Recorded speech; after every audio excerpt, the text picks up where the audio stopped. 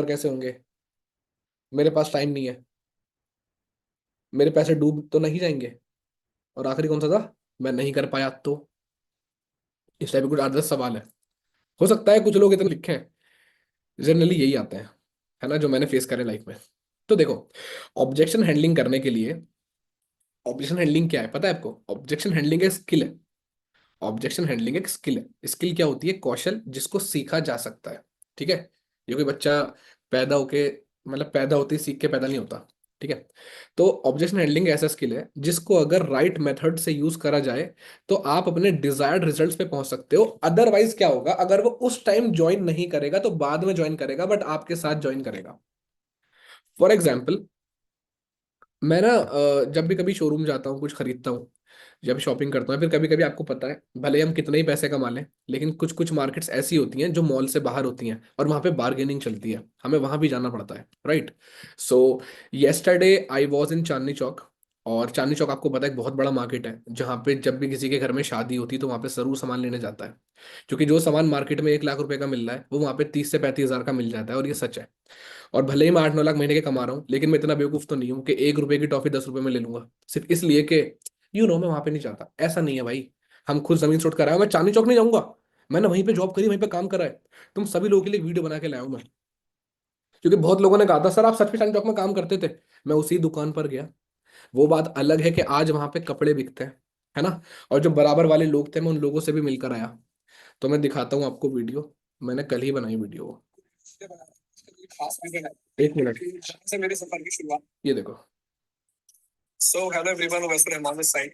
Today I am in Chandni Chowk. और मैं ये वीडियो इसलिए बना रहा हूँ, उसका कोई खास रीजन है, क्योंकि जहाँ से मेरे सफर की शुरुआत हुई थी, आज से लगभग लगभग 8 2024 है जब मैं वीडियो रिकॉर्ड कर रहा हूँ। आज से लगभग लगभग 10 साल पहले मैं यहाँ इस शॉप के अंदर काम करा करता था। आज इस शॉप का नाम चेंज हो गया है, पहले ही इसका नाम यूनिक ट्रेडर्स हुआ करता था। ये आज एक कपड़ों की दुकान है। एक टाइम पे जूते चप्पल की दुकान हुआ करती थी जहाँ पे मैं काम करा करता था, मुझे दिन के 100 रुपए मिलते थे, तो थोड़ा सा नॉस्टैल्जिया हो रहा है यहाँ पे आकर। Thank you so much. Unique traders के नाम से दुकान थी वो। वहां मैं काम करता था, तो सरदार जी थे बराबर में, एक मैं उनसे मिला तो वो कहने लगे यार तू देखा देखा लग रहा है। मैंने कहा मैं वही लड़का हूँ। याद है स्कूल से आता था भागा हुआ यूनिफॉर्म पहन के, और ऊपर जाता था, और जल्दी से कपड़े पहन के नीचे आता था। बोले हाँ। फिर जाके सब्जी लेके आता था। बोले हाँ। फिर सब खाना खाते थे। बोले हाँ तेरा वेट कर, तू खाना लेके आता था। फिर हम काम करते थे। मेरी पार्ट टाइम की जॉब थी वो, दोपहर के 2:30 बजे से लेकर रात के 10 बजे तक, ये पार्ट टाइम था मेरा। और दिन के 100 रुपए मिलते थे। अब आप सोच के देखो, है ना। तो चांदनी चौक में मैं गया, तो वहां पे एक लेडी है, और उनके हस्बैंड भी होते हैं वहां पे, उनका बेटा भी होता है। बहुत रिच फैमिलीज है वहां पे, ज्यादातर लोग जो शॉप है वो अमीर अमीर, बहुत अमीर लोग हैं। तो वो लेडी ना बात बहुत अच्छे से करती हैं। तो मेरी वाइफ ने बोला कि यार हम ना उन्हीं की शॉप पे जाएंगे। और टचवुड मेरी थोड़ी सी मेमोरी शार्प है, तो मैं अगर कहीं जाता हूँ ना एक बार तो मुझे याद हो जाता है, कितनी पतली गलियां हूँ मुझे याद हो जाती हैं। तो मैं इसको सीधा उसी शॉप पे ले गया। ये हैरान हो गई, अरे तुम सीधे शॉप पे लेकर आ गए। मैंने कहा वो छोड़, ये रही तेरी शॉप, ये रही आंटी, इनसे अच्छे से बात कर ले। और वो आंटी पता है कैसे बात करती है, मैं आपको बताऊं। ऑब्जेक्शन हैंडलिंग आज मैं सिखाने वाला हूँ, मुझे उनका चेहरा याद आ गया। उनकी चेहरे पे हमेशा स्माइल रहती है, और हमेशा कूल रहती है। हाँ कोई बात नहीं, हाँ ऐसा कर लो, हाँ वैसा कर लो, कोई दिक्कत नहीं है। मेरी वाइफ कह रही है थोड़े पैसे कम कर लो। हो जाएंगे, अरे पैसों का क्या लेना देना, कर ले 100-200। त्योहार चल रहा है, बढ़ के भी दे सकती है, मतलब ऐसे करके हंसी मजाक।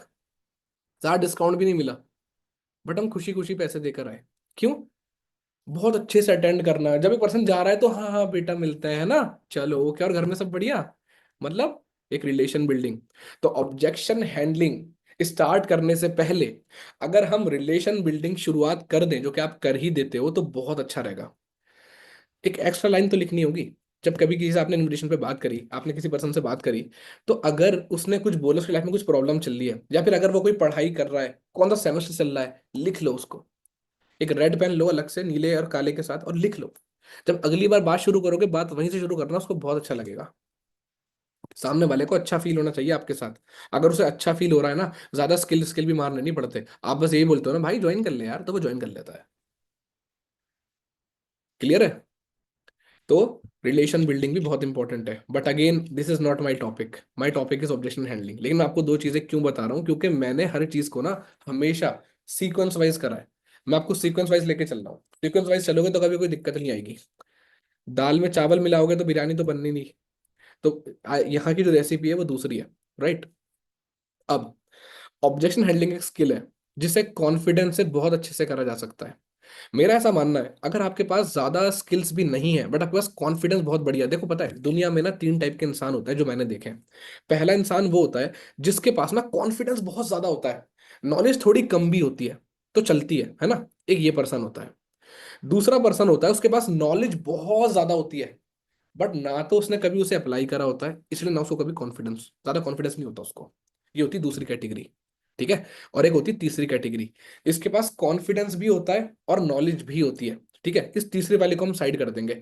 इन दोनों के ऊपर बात करते हैं। पहले वाले पे कॉन्फिडेंस ज्यादा है, नॉलेज कम है। दूसरे वाले पे नॉलेज ज्यादा है, कॉन्फिडेंस कम है। क्या लगता है कौन जीतेगा? जिसके पास कॉन्फिडेंस ज्यादा है इसके ऊपर भारी पड़ेगा। तो कॉन्फिडेंस आपका होना बहुत जरूरी है। अगर सामने वाला पर्सन कॉल पे है तो अलग बात है। अगर वो वीडियो कॉल पे या आपके सामने है तो आपका आई कांटेक्ट बहुत ज्यादा मैटर करता है। और पता है लोग कहते हैं ना ज्यादा सुनो कम बोलो, इसका मतलब सिंपल सा ये है, आज मैं आपको डिकोड कर देता हूँ। मैं बताता हूँ कुछ लोगों के मन में क्या आता है, सर ज्यादा वो ही बोलेगा तो वही बोल के मना करके चला भी जाएगा। फिर मैं क्या करूंगा? ज्यादा बोलने का मतलब ये था जो मुझे समझ में आता है, जो मैंने इसको डिकोड करा है। आप कम बोलो इसका मतलब ये है। अच्छा मुझे एक बात बताओ, सवाल लंबा होता है या आंसर लंबा होता है? अगर सवाल लंबा होता तो क्वेश्चन पेपर कम से कम 15-20 पेज का होना चाहिए था जब एग्जाम में आता था। कितने पेज का होता था? सिंगल पेज या फिर 2 पेज, मुश्किल से 2 पेज। सीबीएसई की बुकलेट की बात नहीं कर रहा, वो इंग्लिश हिंदी करके इतनी मोटी बुकलेट बनती थी। वरना नॉर्मल पेपर की बात करो, कितने कितने पेज का होता था? एक दो तीन बस। और आंसर शीट कितनी लिखनी पड़ती थी हमें? तो आंसर हमेशा लंबा होता है और क्वेश्चन हमेशा छोटा होता है। तो इसीलिए मैंने इसको डिकोड करा अपनी लैंग्वेज में। 80-20 रूल के अंदर ये समझाया जा रहा है, कवि हमें ये, शायर हमें ये समझाना चाह रहा है, व्याख्या इसकी ये है कि आप अगर सवाल पूछोगे तो आपका पार्ट छोटा होगा, और राइट क्वेश्चन पूछ लिया तो आंसर भी सामने से अच्छा खासा बड़ा, लंबा और राइट ही आएगा। समझ गए? तो अगर हम इसको फॉलो करेंगे तो हम 20% टॉकिंग करेंगे और सामने वाला 80% टॉकिंग करेगा। समझ में आई बात? लिख लो इस चीज को। तो मैं ना हमेशा कंफ्यूज रहता, जब मैं नया नया था ना फॉरएवर में, मैं हमेशा कंफ्यूज रहता था। सामने वाले को बोलने दो। मैंने कहा अगर मैं कम बोलूंगा तो मैंने तो ये देखा है बहस के अंदर, जो बंदा कम बोल रहा था उसको दबा दिया जाता है। और यहाँ मुझे करनी है ऑब्जेक्शन हैंडलिंग। अबे मैं जीतूंगा कैसे? वो ही मुझे समझा के मना करके चला भी जाएगा। वो कह रहे हैं कूल रहो सर, वो जोर से बात कर रहा है, मैं बोल रहा हूँ अच्छा हाँ ठीक है कोई बात नहीं सर, वो चला जाएगा। लेकिन ऐसा नहीं होता, सवाल पूछना होता है। कभी आपकी कोई बहस हो रही हो ना, और आपको उस सामने वाले की वॉइस बहुत तेज हो, उसे शांत करना हो या फिर आपको थोड़ा सा ऑकवर्ड मोमेंट क्रिएट करना हो उसके लिए, जब वो बहुत जोर से बोल के चुप हो ना, तो बहुत धीरे से और उसकी आंखों में आंखें डाल के जवाब देना। उसको शांत होना पड़ेगा आपको सुनने के लिए क्या बोल रहा है भाई। ये भी एक ट्रिक है ना। बहुत सारी किताबें होती हैं वहां पे लिखी होती हैं चीजें। एक किताब है द पावर, सुनिए। द 48 लॉज ऑफ पावर, सुनिए पढ़ा है? दो वर्जन है उसके, एक है मोटा वाला वर्जन जिसमें पूरा कॉम्प्रिहेंसिव लिखा है बड़ा, और दूसरा है छोटा वाला वर्जन पतला वाला। मैं अपने ऑफिस में नहीं हूँ वरना ऑफिस से दिखाता आपको। एक छोटा वाला वर्जन है 48 लॉज ऑफ पावर। सारे के सारे लॉ सबके लिए काम नहीं करते, लेकिन अगर आप 48 के 48 लॉ पतले वाली किताब में पढ़ने बैठोगे तो जो लॉ आपके आपको काम के लगे उसको कॉपी पे नंबर लिख देना उस लॉ का, ताकि आपको कभी भी किताब दोबारा पढ़नी हो तो आप वहां जाके देख लो। ऑब्जेक्शन हैंडलिंग हो गई, या फिर माइंड की साइकोलॉजी हो गई, काफी हद तक चीजें उसमें लिखी हुई है। ऑब्जेक्शन हैंडलिंग के अंदर आपको और चीजों का क्या ध्यान रखना है अब सुनो। ऑब्जेक्शन हैंडलिंग मान लो एक डिश है मान लो, है ना, और उसे हमें खाना है। ऑब्जेक्शन हैंडलिंग को हमें खाना है, एक खाना है, हमें उसे खाना है। तो उसको खाने के लिए हमें कटलरी में क्या क्या चाहिए होगा? Point number 1, confidence. ठीक है, लिख लो। ऑब्जेक्शन हैंडलिंग यूज करनी है तो उससे पहले आपको कुछ चीजों का ध्यान रखना है, कुछ बुलेट पॉइंट्स का। Number 1 is confidence. Number 2 is क्या था नंबर 2? चलो लिखो, पहले कॉन्फिडेंस लिखो। Number 1 point is confidence and number 2 point is, एक फॉर्मूला होता है फील फेल्ट फाउंड। काफी लोग उसको सुन सुन के ना पक चुके हैं, बोर हो गए हैं, लेकिन कभी कभी इतना पक चुके हैं या इतना बोर हो चुके हैं कि इसको यूज करना भी भूल गए। यूज करना ही भूल गए। मैंने कई बार अपने अपने ऑफिस में भी देखा है, सामने वाला ऑब्जेक्शन मार रहा है तो पॉइंट क्या कायदे से करना क्या था? फील फेल्ट फाउंड लगाना था कि हाँ आप बिल्कुल ठीक कह रहे हो, स्टार्टिंग में मुझे भी ऐसा ही लगता था। उसके बाद जब मैंने देखा कि जरूरी नहीं है दूसरे का जो किसी चीज को लेकर एक्सपीरियंस है वही एक्सपीरियंस मेरा भी रहेगा। किसी किसी को पानी से डर लगता है लेकिन वो घर में नहाता है, लेकिन स्विमिंग पूल में नहीं जाता है। तो अगर आपको स्विमिंग सीखनी है तो आपको किसकी सुननी पड़ेगी? दो लोग बैठे हैं स्विमिंग पूल के पास, एक को स्विमिंग आती है, दूसरे को नहीं आती, आप किससे पूछोगे? बोले जिसको आती है। तो फिर रियल लाइफ में आप उल्टा क्यों करते हो? यही तो होता है, इंसान यही तो बेवकूफ़ी करता है। एक बच्चे के फादर मुझसे बहुत ज्यादा बोल रहे हैं, हमें पता है इस बिजनेस के बारे में, कुछ नहीं होता इस बिजनेस से। मैंने कहा अंकल विद ड्यू रिस्पेक्ट, क्या आपने कभी बिजनेस, ये बिजनेस छोड़िए, कभी बिजनेस करा है आपने? बोले नहीं करा है। मैंने कहा ठीक है। बोले मतलब? मैंने कहा जर्मन आती है आपको? बोले नहीं आती। मैंने क्यों नहीं आती आपको? आनी चाहिए थी। बोले ये क्या बात होती है? मैंने कहा नहीं आनी चाहिए थी आपको जर्मन अंकल, जर्मन नहीं आती आपको। अब आपके बेटे को सीखनी है, कौन सिखाएगा? बोले जिसको आती होगी सिखा देगा। मैंने कहा एग्जैक्टली। मैंने कहा प्लीज गलत मत समझिएगा मुझे, हाँ या ना में जवाब दीजिएगा, मेरा सीधा आदमी हूँ, सीधी बात करता हूँ। बिजनेस आपने कभी करा है? बोले नहीं। कभी सीखा है? बोले नहीं। आपके बेटे को सीखना है? बोले हाँ। आप सिखा सकते हो? बोले नहीं। मैंने थैंक यू सो मच।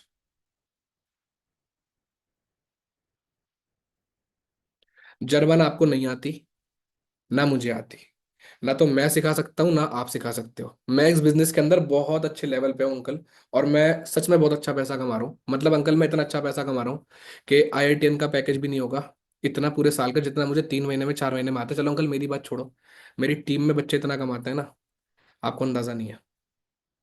वो बोले ठीक है। मैंने कहा अपनी हवा बनाने के लिए नहीं बोल रहा, मैंने कहा अंकल मैं कुछ समझाना चाह रहा हूँ आपको, हम सारे मिल के काम कर रहे हैं इसलिए पैसा आ रहा है। आप इसको इसके दम पे अकेला सोच रहे हो, इसके नीचे टीम काम करेगी अंकल तो पैसा आएगा। गाइस देखो पता है, पैसा कमाने का ना एक फॉर्मूला होता है, I = R × T।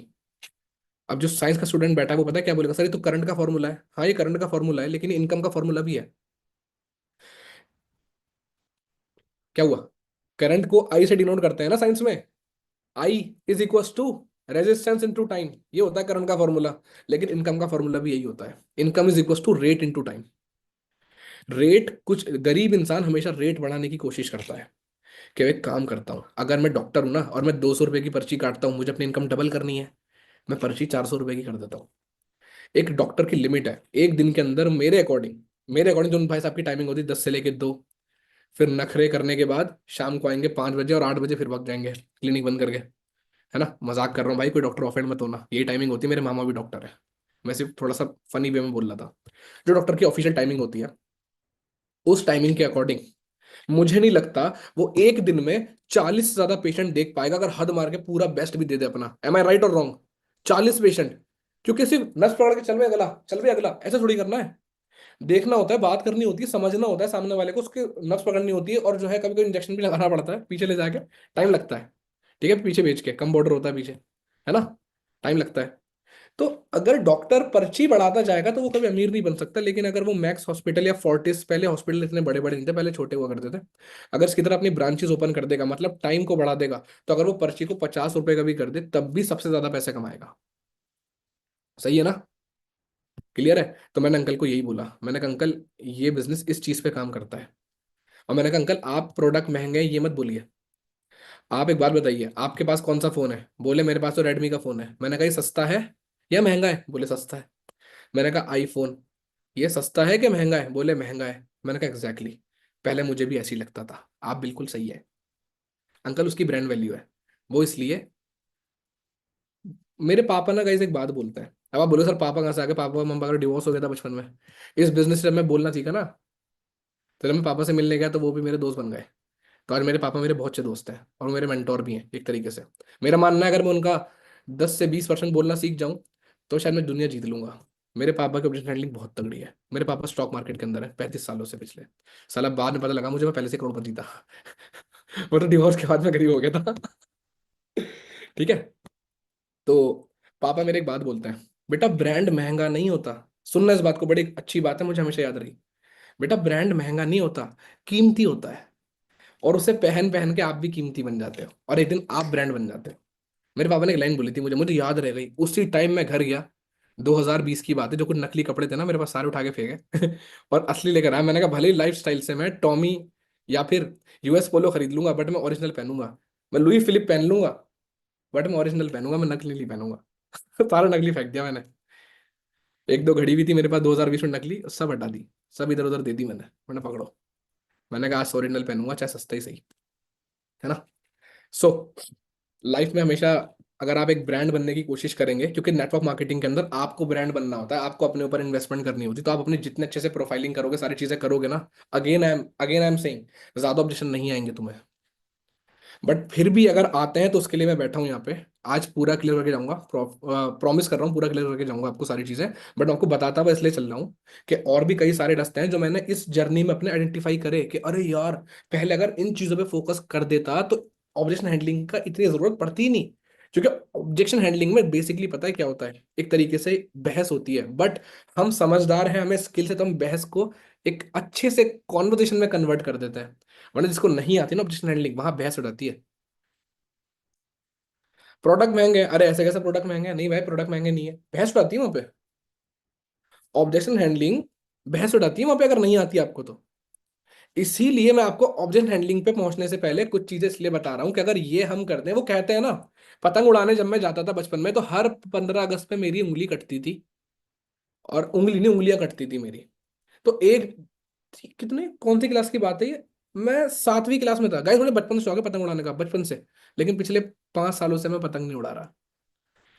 जब से अपनी जिम्मेदारियां फील हुई है मुझे, मैंने पैसे कमाना स्टार्ट कर, तो मुझे समझ में आया चलो कोई बात नहीं, टैनिंग हो जाती है। मजाक कर रहा हूँ। तो बचपन से जब मैं पतंग उड़ा रहा था मेरे हाथ कट जाते थे, और मेरे पास पैसे होते नहीं थे बैंडेज लाने के, तो जब हाथ कट जाते थे तो रात को मुझे घर जाके नीचे बताना पड़ता था मम्मी को, मम्मी मुझे इतनी बैंडेज लगी, वो बोलती थी अरे बाप रे 4-5 बैंडेज आएंगी, है ना। मम्मी का दिल मेरा बहुत बड़ा था, लेकिन पैसे उतने नहीं थे हमारे पास, तो हम इस टाइप की चीजें होती थी हमारे साथ, और ये सच है, मजाक से हट के बता रहा हूँ आपको मैं। 15 अगस्त पे हर बच्चा चाहता है कि वो पतंग उड़ाते हुए ना, उसके बराबर में मुंडेरी पे चॉकलेट टॉफी वॉफी च्युइंगम सब अच्छे से रखा हुआ, मेरे पास कुछ नहीं होता था, सिर्फ पानी होता था वहां पे, पानी पीता रहता था, पतंग उड़ाता रहता था। देख रहे हो, हर काम को हमेशा अच्छे से करना चाहा मैंने। और सच में माँ कसम पैसे आ गए थे ना मेरे पास, तो रात को ही 100 पतंगे लेकर आया था मैं नारायणा के अंदर। मैनेजर था मैं। रात को 100 पतंगे लेकर आया, सबके कन्ने बैठ के रात को बांधे, कि जैसी ही पतंग कटेगी दूसरी उड़ा दूंगा। मुझे टाइम वेस्ट थोड़ी करना है, 15 अगस्त तो एक दिन की होती है ना। एक बच्चे की फीलिंग समझो, वो बचपन से भरा बैठा था कि अब आया पैसा साला मेरे पास। एक चरखी लेकर आया सद्दी की, सादी रोर व्हाइट वाली। एक लाया मांझे की पांडा ब्लैक वाला चाइनीज वाला नहीं, उससे करंट लग जाता है। मांझा लेकर आया, रात को बैठ के सारे कन्ने बांधे, और मम्मी कसम जैसी पतंग कटी दूसरी तुरंत उड़ा दी, और खूब लंबी लंबी उड़ाई। मैंने कहा जाए मांझा, जाए सद्दी, आज मैं अपने दिल से उड़ाऊंगा पतंग, कोई दिक्कत नहीं है। और उस टाइम पे उस बच्चे ने एक काम और करा था, 2020 में, बताओ क्या। एक काम और करा था, बैंडेज पहले ही लेकर आया, उंगली पे लगा ली। अब कटेगी ही नहीं उंगली, अरे जब रात को बैंडेज लगानी है मोनू, मोनू सुन रहा है ना मेरे को, जब रात को बैंडेज लगानी है तो हाथ कटवा के क्यों लगाऊं। अरे रात को उखाड़ के फेंकूंगा उसको, और अंदर से मेरी गोरी गोरी उंगली निकलेंगी। वो हो जाती है ना, अंगूठी पहन के निकालो तो गोरी हो जाती है वहां से, ऐसे निकलेंगी मेरी उंगली एकदम बढ़िया। तो मैंने कहा यार, ऑब्जेक्शन हैंडलिंग मेरे माइंड में अभी आया जब राघव मेरी एडिफिकेशन कर रहे थे, राघव भाई। तो मैंने कहा यार राघव भाई मेरी इतनी तारीफ कर रहे हैं, तो क्यों ना बच्चों के लिए कुछ एक्स्ट्रा कर दिया जाए। तो मैंने सारे ऑब्जेक्शन हैंडलिंग को साइड में करके एक पॉइंट ऊपर लिखा, कि इनको आज मैं ये भी बताऊंगा कि कैसे हम ऑब्जेक्शन हैंडलिंग को कुछ इस तरीके से करें कि यहाँ तक पहुंचने की नौबत ही ना आए। और अगर आ भी गई तो मैं बैठा हूँ यहाँ पे बता के जाऊंगा, बट नौबत ही ना आए तो कितना बढ़िया रहेगा, अगर सब कुछ ऐसे हो जाए तो। हेलो। हाँ सर, वो थोड़ा सा डाउट थे मेरे। अच्छा अच्छा, क्या राघव सर लाइन में? हेलो। जी राघव सर। अरे वो मैं भी चेक कर रहा था, वो कृष्णा अरोड़ा सर को मुझे लिस्ट शेयर करनी है, 2 CC आपके बिल हो गई। नहीं नहीं सर, हो जाएगी हो जाएगी हो जाएगी, पक्का आज हो जाएगी, लिख दो फिर मैं नाम, हाँ सर आज हो जाएगी, थैंक यू। अगर ऐसे हो जाए तो कितना बढ़िया रहेगा। ये पावर है एडिफिकेशन की, ये पावर है एडिफिकेशन की। नौबत ही नहीं आती इस चीज की। बट चलो, अब अगर, लेकिन अगर आ जाए तो फिर क्या करोगे, तो उसके लिए अब इस चीज से गुजरेंगे। पहला बुलेट पॉइंट था कॉन्फिडेंस। दूसरा पॉइंट था फील फेल्ट फाउंड, ये एक फॉर्मूला होता है, ये लगाना होता है, ये लगाना होता है। इसमें ना झूठ भी नहीं बोल, ऐसा नहीं है कि झूठ बोल देना है। मान लो आप साइंस के स्टूडेंट थे, सामने वाला कॉमर्स का है। अच्छा कॉमर्स मैं भी कॉमर्स में ही था। पता कितना मजा आता था अकाउंट्स, हाँ वो। नहीं, झूठ नहीं बोलना। आप यहाँ पे क्या कर सकते हो, आप यहाँ पे ये बोल सकते हो, अरे हाँ वो मेरा दोस्त भी है ना, फिर मेरा कजिन, हाँ वो भी कॉमर्स में था, तो वो तो सीए की पढ़ाई कर रहा है, आप भी कर रहे हो क्या? अच्छा आप कहाँ से कर रहे हो, फिर वो जो भी कर रहा है। कुछ लोग क्या करते हैं जब रिलेशन बिल्डिंग कर रहे होते हैं, तो वो सवाल पता है कैसे पूछते हैं, अपने हिसाब से, उसके हिसाब से नहीं, गलत। अपलाइन ने मुझे स्क्रिप्ट दी है, हमसे फालतू मत बोलिए। अपलाइन ने पहले बोला है कि कहाँ रहते हो, उसके बाद क्या करते हो। पुलिस वाले सुना है, पुलिस वाले अमिताभ बच्चन की मूवी देखी पुरानी, नाम। सर, शुक्ला प्रसाद, काम। सर ये ऐसे नहीं करना, सिंपल। हेलो, हाँ बात हो रही है। अच्छा, आप कहाँ से बिलोंग करते हो? राजस्थान। अच्छा, राजस्थान से। अरे यार, अभी हमारी ट्रिप गई थी 3-4 महीने पहले, वहीं गई थी। अच्छा अच्छा अच्छा, आप राजस्थान में कहाँ से? अच्छा, अच्छा जयपुर से। Wow, pink city. फिर तो हवा बहुत चलती है वहाँ, हवा महल है। मतलब थोड़ा हंसी मजाक कर लिया, वट एवर। अभी मैं थोड़ा सा आर्टिफिशियल करके दिखा रहा हूँ, तो थोड़ा सा ऐसे ही मस्ती मजाक में कर रहा हूँ। अब उसने जो बोला, उससे रिलेटेड सवाल पूछना है। ये नहीं कि हाँ जयपुर से रहता है। अच्छा, इनकम कितनी है आपकी? वो बता रहा था अभी कि जयपुर के अंदर हम यहाँ पे, नहीं नहीं नहीं, इनकम कितनी है आपकी? आप कहते थे ना आप जॉब कर रहे हो। हाँ हाँ, 10,000 रुपये कमाता है। अच्छा, और कौन सी कंपनी थी? ऐसे नहीं, वो जिस हिसाब से बता रहा है, कॉन्वर्सेशन को उस तरीके से लेके चल रहा है। अगर वो अभी हवा महल पे है, तो हम भी हवा महल में हवा हवा खा रहे हैं। उसके बाद जाएंगे वहां पे। कभी कभी ऑपरेशन हैंडलिंग के अंदर 4-5 मिनट थोड़े से एक्स्ट्रा लग जाते हैं, लेकिन जब हो जाती है ना बढ़िया से, आपने सारी चीजें उसकी लिख ली, फिर आप अच्छे से आगे बात कर सकते हो। ठीक है ना? फील फेल्ट फाउंड, हमेशा सच वाला लगाना, झूठ वाला मत लगाना। तो मुझसे बोला एक पर्सन ने कि मैं साइंस का स्टूडेंट हूँ। मैंने कहा साइंस का स्टूडेंट हो आप? अरे वाह, वेरी गुड। मैं भी साइंस का स्टूडेंट था। आपके पास क्या थी? बोले पीसीएम भी। मैंने कहा ओ। मैंने कहा मेरे पास पीसीएम थी। अच्छा अच्छा अच्छा, वो उसको अच्छा लगा। अब मैं बोलता पीसीएम पीसीएम भी, हाँ मेरे पीसीएम भी थी। बोले नहीं पीसीएम था। अच्छा, हाँ, मेरे पास भी पीसीएम ही थी। समझ गए? कुछ लोग ऐसे भी होते हैं, राघव समझ गए ना भाई? कुछ लोग ऐसे भी होते हैं, मेरे पास पीसीएम थी, हाँ मेरे पास पीसीएम थी। अरे नहीं, मैं कह रहा हूँ मेरे पास पीसीएम भी थी, हाँ मेरे पास भी वही थी, रियल वाला। ठीक है? तो पीसीएम थी मेरे पास, उसका पीसीएम भी थी। मैंने कहा वाह यार, बहुत बढ़िया। तो फिर आगे क्या सोचा आपने? इंजीनियर नहीं बने? बोले सर आप बने क्या? मैंने कहा मैं तो नहीं बना। बोले क्यों? मैंने कहा मेरी चॉइस थी। बोले सर मेरी भी थी। मैंने क्यों भाई, तुझे क्या करना था? बोले लाइफ में मुझे कुछ करना था। गाइस, आप लोगों को याद होगा, अमन राजपूत ने कुछ दिनों पहले एक ट्रेनिंग ली थी, जिसके अंदर वो आपको बता रहे थे माइंडसेट के बारे में, है ना? तो देखो, वहां से मुझे एक पॉइंट याद आया। क्वेश्चंस आर द आंसर्स नाम की एक किताब है, उसके अंदर ना 5 सवाल लिखे हुए हैं, वो बहुत तगड़े सवाल हैं। क्लोजिंग में, इनविटेशन में, हर जगह काम आते हैं बढ़िया से। पहला सवाल क्या था? आपके लिए लाइफ में सबसे इंपॉर्टेंट क्या है? आप इस चीज को अचीव करने के लिए अभी क्या कर रहे हो? अगर आपको ये चीज लाइफ में नहीं मिली तो क्या होगा, है ना? और इसके अलावा जो आपने चीजें बताई, इसके अलावा कोई आपके पास ऑप्शन है?